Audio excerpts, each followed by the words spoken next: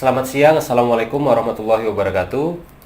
Bapak Ibu, hari ini kita sampai di sesi terakhir untuk penjelasan terkait pengembangan keprofesian berkelanjutan atau PKB. Yang mana dalam video terakhir untuk hari ini dan untuk sesi PKB ini kita bahas terkait karya inovatif atau KI.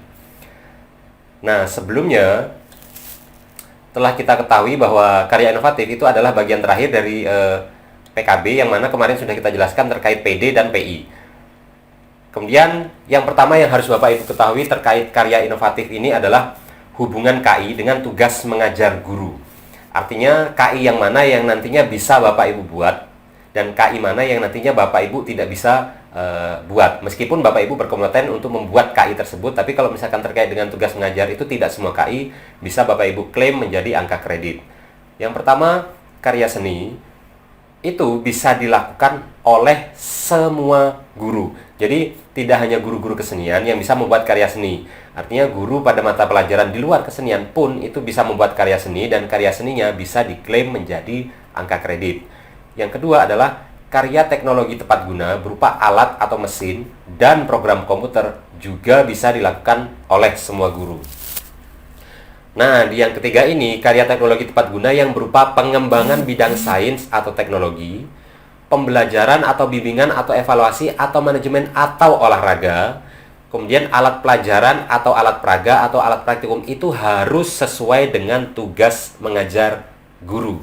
Artinya guru yang tidak mengajar pada skop tertentu, maka tidak bisa diklaim angka kreditnya. Misalkan, Bapak Ibu sebenarnya itu ahli membuat alat praga biologi misalkan, sementara Bapak Ibu itu adalah guru guru kesenian misalkan. Tapi karena Bapak Ibu mahir dalam membuat alat praga, misalkan alat praga yang Bapak Ibu buat tentang mata pelajaran biologi, maka itu tidak bisa diklaim. Itu Bapak Ibu.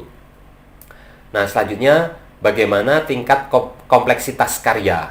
Jadi kompleks atau sederhananya suatu karya ilmiah itu dilihat dari mana? Yang pertama, untuk teknologi tepat guna. Teknologi tepat guna itu kompleksitasnya ditinjau dari ruang lingkup penggunaan atau pemanfaatan atau durasi. Apakah tingkat sekolah, apakah tingkat kabupaten atau tingkat provinsi dan seterusnya. Sedangkan alat praktikum dan alat pelajaran itu didasarkan atas jumlah atau durasi karya yang dihasilkan. Nah, untuk karya seni itu ditinjau dari jumlah karya yang dihasilkan dan karya tersebut sudah dipublikasikan sejauh mana.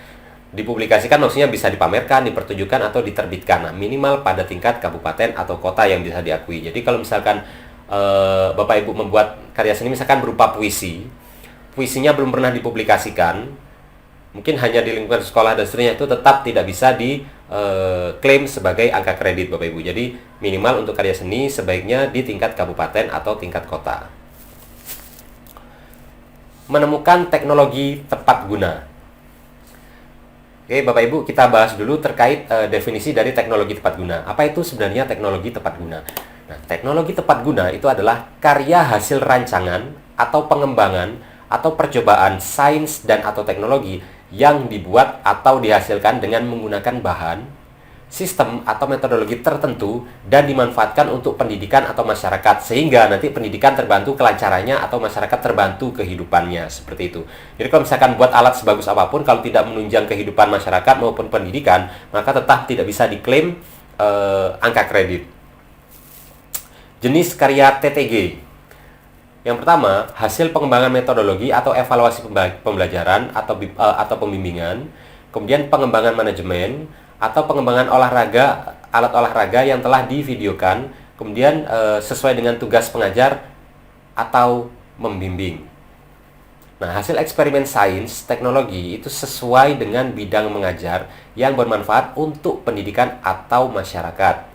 Kemudian program aplikasi komputer juga bisa yang bermanfaat untuk sekolah, pendidikan, atau masyarakat dan dapat dibuat oleh semua guru, tidak bergantung di bidang tugas mengajar atau membimbingnya. Nah, ini biasanya kan sering kali dibuat, misalkan dulu waktu Bapak Ibu S1 misalkan dalam menyelesaikan tugas S1 katakanlah membuat animasi misalkan membuat animasi gerak misalkan, maka itu bisa diklaim untuk angka kredit karena itu adalah program aplikasi komputer. Kemudian alat atau mesin yang bermanfaat untuk sekolah, pendidikan, atau masyarakat dapat dibuat oleh semua guru. Nah, tidak tergantung juga dalam bidang tugas mengajar atau membimbing. Bukti fisik TTG itu apa saja? Kita bahas yang pertama, laporan hasil metodologi atau evaluasi atau pembimbingan, kemudian pengembangan manajemen atau pengembangan alat olahraga tadi dilengkapi dengan video atau film hasil pengembangan dalam compact disc atau flash disk. Jadi intinya kalau misalkan Bapak Ibu membuat suatu alat atau suatu media, maka nanti bagaimana proses pengembangannya itu dijelaskan dalam bentuk video. Nah, video tadi dikumpulkan dalam bentuk compact disc atau dalam bentuk flash disk. Seandainya ini tidak bisa alatnya langsung dikirimkan. Kemudian laporan hasil eksperimen sains atau teknologi yang dilengkapi dengan foto saat melakukan penelitian dan bukti pendukung lainnya. Ini kalau misalkan Bapak Ibu membuat alat yang berbau teknologi atau sains tadi, maka bagaimana proses eksperimennya itu dibuktikan dengan foto yang menjelaskan bahwa alat tersebut telah bisa digunakan, seperti itu. Kemudian laporan proses pembuatan dan penggunaan program aplikasi komputer yang dilengkapi dengan soft copy program aplikasi komputer. Kalau yang Bapak Ibu buat adalah program komputer, maka soft copy-nya harus dikirimkan. Yang itu juga dikirim dalam bentuk compact disc ataupun flash disk. Kemudian laporan proses pembuatan dan penggunaan alat atau mesin yang dilengkapi dengan video atau foto karya tersebut dan lainnya yang dianggap perlu. Ini kalau misalkan yang Bapak Ibu buat adalah alat atau mesin yang berguna untuk pendidikan dan masyarakat tadi tentunya. Nah, semua laporan-laporan ini harus dilengkapi dengan lembar pengesahan dari kepala sekolah. Jadi ini adalah luaran yang berbeda-beda Bapak Ibu. Kalau misalkan Bapak Ibu yang dibuat adalah program komputer, maka ini syarat luarannya. Kalau yang Bapak Ibu buat adalah mesin, maka ini syarat luaran atau bukti fisik penyertanya. Angka kredit TTG. Nah, kalau Bapak Ibu membuat karya TTG dalam kategori kompleks, maka angka kredit yang Bapak Ibu peroleh adalah 4. Sedangkan untuk kategori TTG yang sederhana, maka angka kreditnya adalah 2 angka kredit. Maksud yang kompleks itu sejauh mana? 1. Kalau misalkan satu atau ada beberapa karya berupa hasil pengembangan model, metodologi, kemudian evaluasi pembelajaran atau manajemen atau olahraga yang telah divideokan dengan durasi kumulatif minimal 60 menit. Jadi kalau videonya mencapai 60 menit minimal, maka itu sudah termasuk kategori kompleks. Kemudian kalau ada satu karya berupa hasil eksperimen sains atau teknologi yang dimanfaatkan di masyarakat minimal tingkat kelurahan, maka itu termasuk ke TTG kategori kompleks. Yang ketiga, kalau ada satu karya berupa program aplikasi komputer dan dimanfaatkan di masyarakat minimal tingkat kelurahan, maka itu juga termasuk kategori kompleks. Dan yang terakhir, kalau ada satu karya berupa alat atau mesin serbaguna yang dimanfaatkan di masyarakat minimal di tingkat kelurahan juga termasuk kategori kompleks. Lalu yang kategori sederhana bagaimana? Pertama, kalau ada satu atau beberapa karya berupa hasil pengembangan model metodologi atau evaluasi pembelajaran atau manajemen atau olahraga yang telah divideokan dengan durasi minimal 30 menit, maka dia termasuk TTG sederhana. Kemudian kalau ada satu karya berupa hasil eksperimen sains atau teknologi yang dimanfaatkan di tingkat sekolah, maka termasuk juga kategori TTG sederhana. Yang ketiga, satu karya berupa program aplikasi komputer untuk pendidikan dan dimanfaatkan di tingkat sekolah juga termasuk kategori TTG sederhana. Misalkan kayak media pembelajaran tadi yang dalam bentuk aplikasi komputer misalkan, termasuk ke kategori sederhana. Selanjutnya, satu karya berupa alat atau mesin yang dimanfaatkan di tingkat sekolah juga termasuk TTG kategori sederhana. Bagaimana format laporan TTG ada di lampiran 11 buku 4. Jadi nanti bisa Bapak Ibu cari dan lihat seandainya nanti Bapak Ibu ingin membuat TTG, maka laporannya ada di lampiran 11 buku 4. Yang kedua yang akan kita bahas terkait karya inovatif adalah menemukan atau menciptakan karya seni. Nah, ini ada pertanyaan kemarin dari Bapak Ibu di kolom komentar YouTube terkait menemukan atau menciptakan karya seni berupa puisi. Bagaimana? Nanti akan kita bahas di sini. Kita jelaskan pengelompokan karya seni. Karya seni nanti akan dikelompokkan menjadi 3. Yang pertama adalah karya seni dengan bukti fisik tanpa laporan. Yang mana karya seni dengan bukti fisik tanpa laporan itu misalkan seperti karya sastra yang terdiri dari novel, kumpulan cerpen, kumpulan puisi, naskah, drama, atau teater, atau film. Maka ini termasuk dalam karya seni dengan bukti fisik tanpa laporan. Maksudnya karya seni dengan bukti fisik tanpa laporan itu seperti apa? Jadi ketika Bapak Ibu ingin melaporkan, maka yang Bapak Ibu kumpulkan itu hanya bukti fisik karyanya, tidak perlu ada laporan pendampingnya. Nah, golongan yang kedua adalah karya seni dengan bukti fisik plus laporan. Contohnya adalah seni rupa seperti benda-benda souvenir, film animasi cerita, kemudian seni desain grafis seperti sampul buku, poster, brosur, fotografi, dan yang ketiga adalah seni musik rekaman. Nah, ini nanti kalau misalkan dari ketiga jenis ini, maka nanti selain bukti fisik karya seni yang Bapak Ibu buat, juga harus ada laporan pendampingnya. Maka ini kita golongkan sebagai karya seni dengan bukti fisik dan disertai dengan laporan.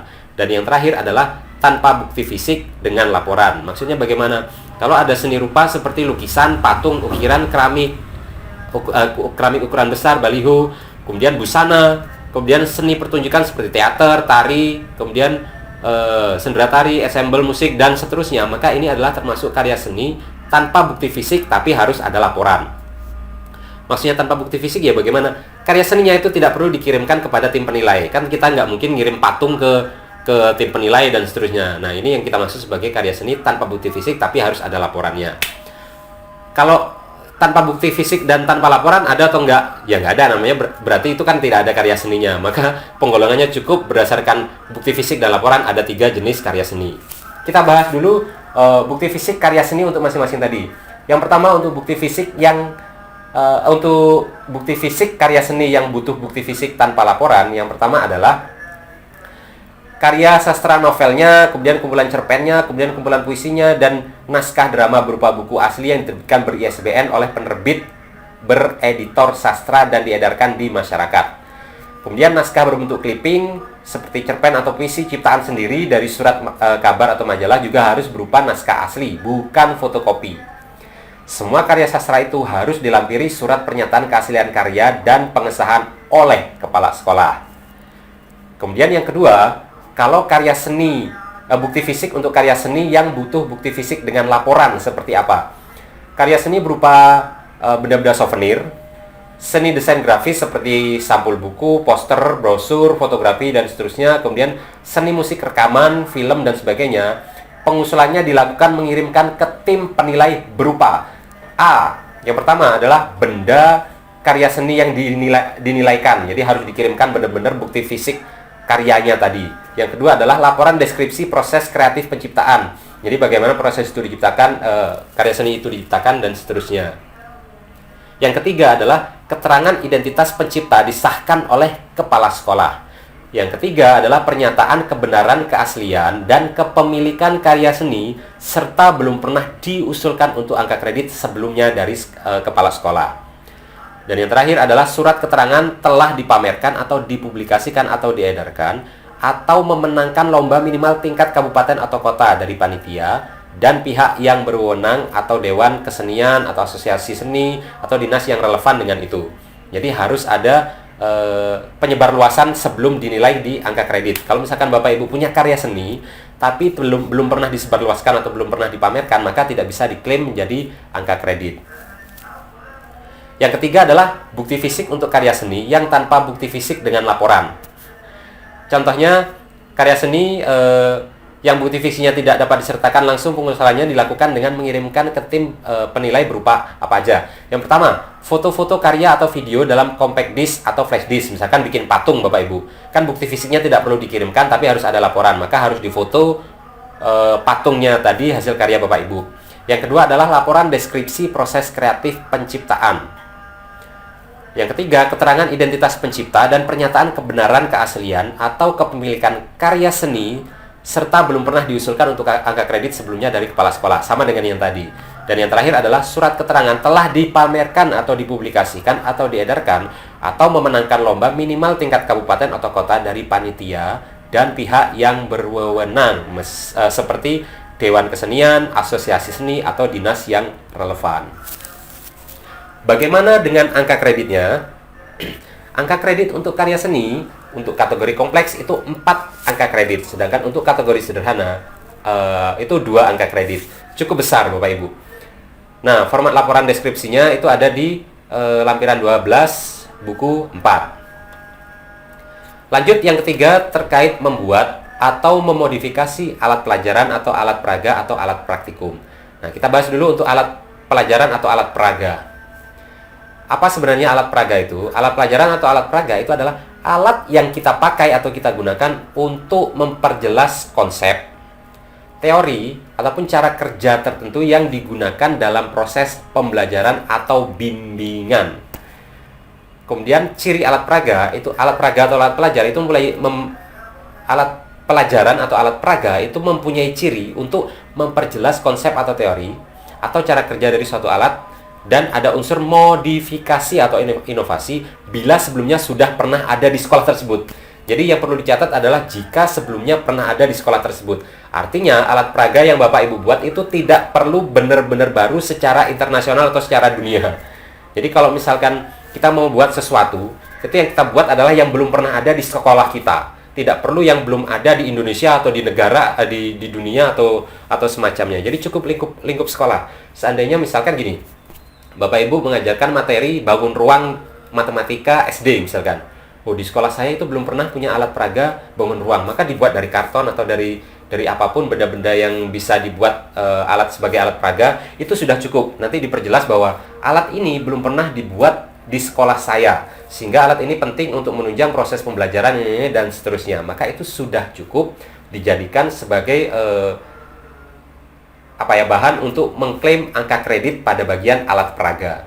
Jadi cukup yang belum pernah ada di sekolah tersebut, atau yang pernah ada tapi masih ada kekurangan, maka bisa dimodifikasi.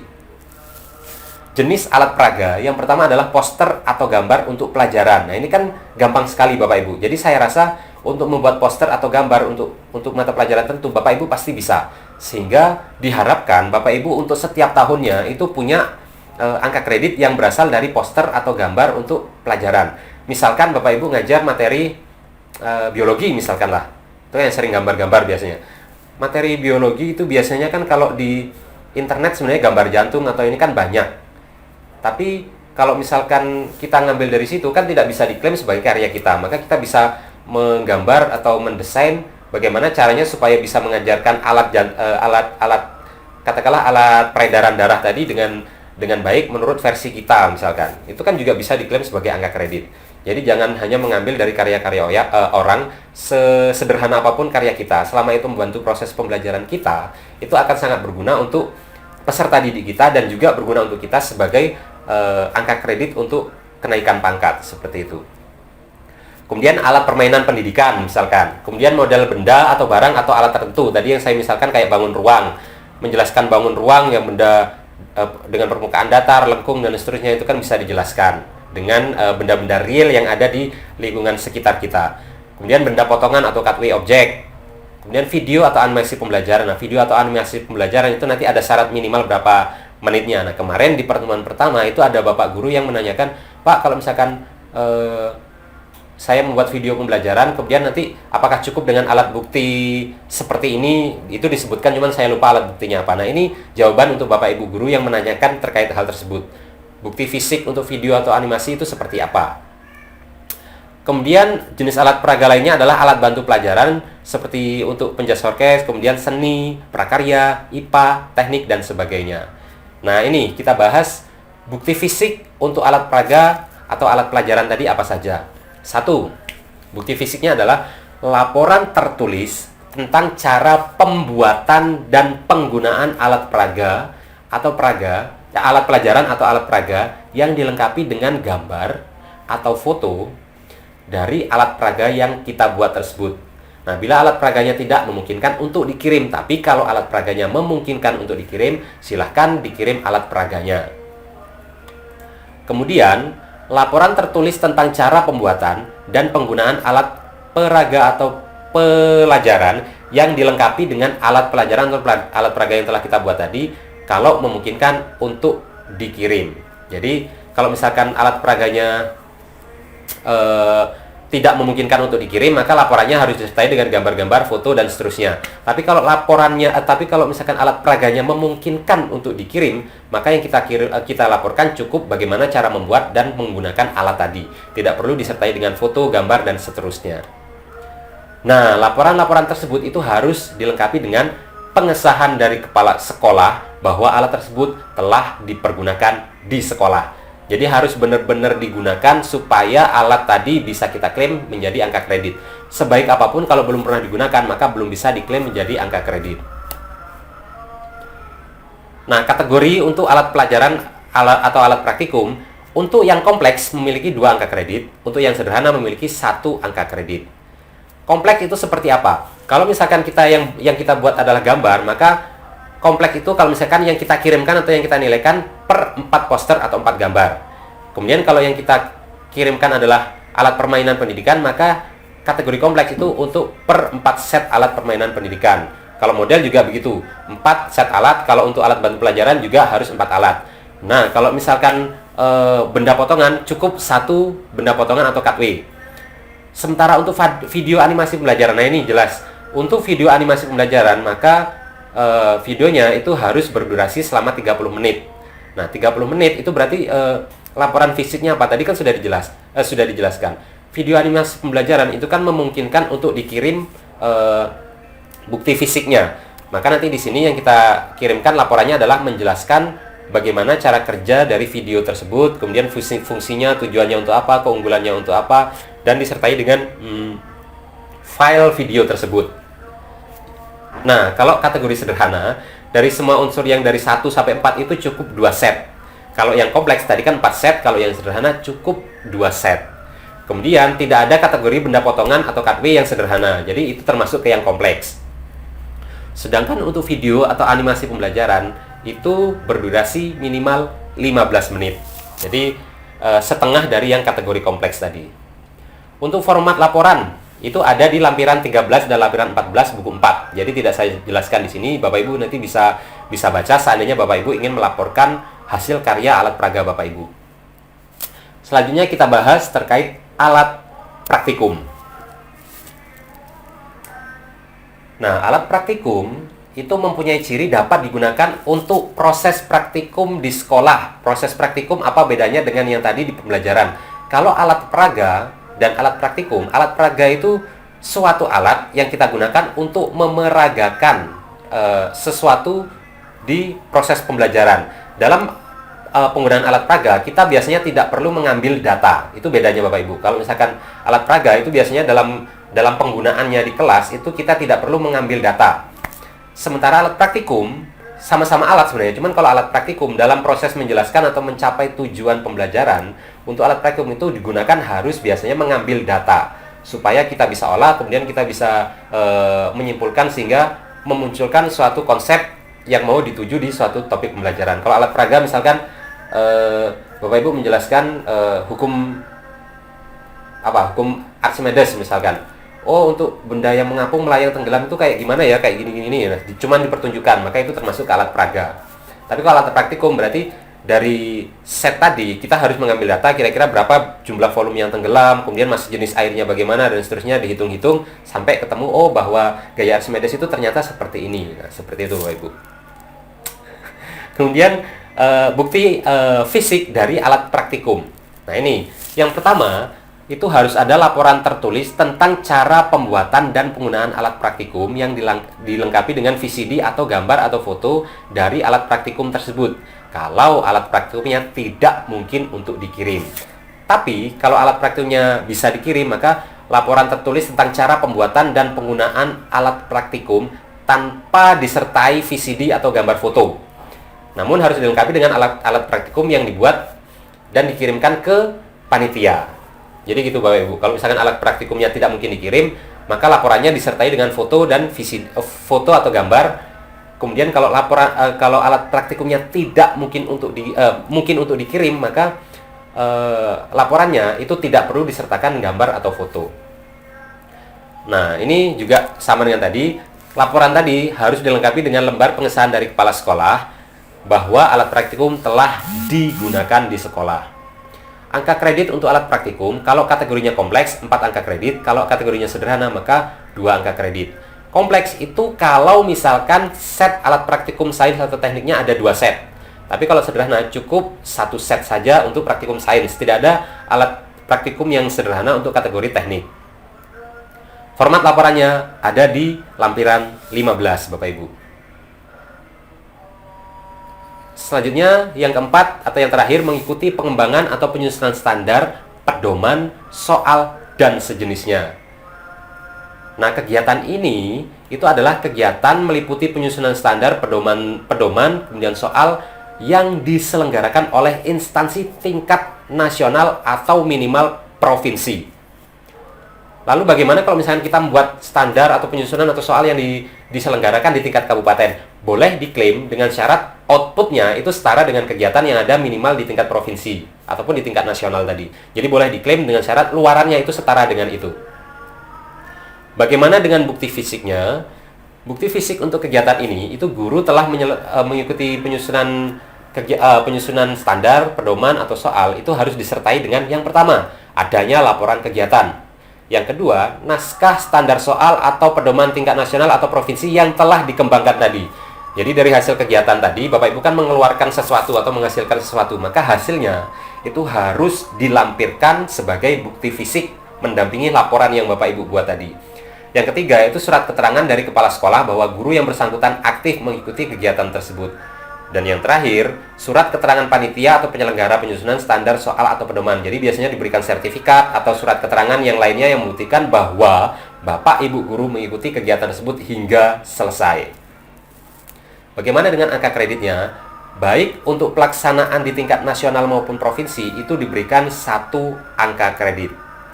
Nah, perhatikan baik-baik Bapak Ibu, angka kredit ini diberikan untuk setiap jenis kegiatan. Kalau misalkan dalam penyusunan standar atau soal atau pedoman tersebut memerlukan beberapa kali kegiatan sehingga menghasilkan satu produk tertentu, maka yang dinilai hanya 1 kali kegiatan selama apapun. Misalkan Bapak Ibu menyusun suatu standar dalam durasi waktu katakanlah 6 bulan misalkan, maka tetap dihitung sebagai 1 kegiatan atau 1 angka kredit. Kegiatan yang sejenis dilakukan pada tingkat kabupaten atau kota itu dapat dinilai kalau setara atau memiliki bobot yang sama dengan kegiatan sejenis di tingkat provinsi. Ini yang saya sebutkan tadi. Jadi tidak masalah kalau di tingkat kabupaten, asalkan output atau luaran dari kegiatan tersebut minimal setara dengan yang kegiatan di tingkat provinsi. Nah, sekian Bapak Ibu penjelasan dari saya. Ini sebenarnya videonya saya buat menjelang sholat zuhur dan sudah terdengar di masjid suara ngaji. Jadi mungkin nanti kalau misalkan saya agak lambat keputus dengan azan, maka saya agak cepat. Semoga dengan penjelasan saya yang ringkas ini bisa membantu Bapak Ibu dalam proses pembuatan karya ilmiah ataupun untuk yang ini karya inovatif, dan bisa memberikan inspirasi bahwa dari karya inovatif yang bisa saya kejar adalah ini. Tadi sudah saya bilang bahwa minimal Bapak Ibu itu membuat karya inovatif berupa poster atau gambar. Itu wajib Bapak Ibu. Kenapa kok wajib? Karena itu gampang sekali. Jadi usahakan Bapak Ibu bisa membuat itu untuk menunjang proses pembelajaran dan mendapatkan angka kredit. Sekian dari saya. Kita ketemu lagi di video berikutnya. Tetap semangat dalam mengurus kepangkatan. Semoga dilancarkan. Terima kasih Bapak Ibu sudah menyimak dengan baik. Saya akhiri. Wassalamualaikum warahmatullahi wabarakatuh.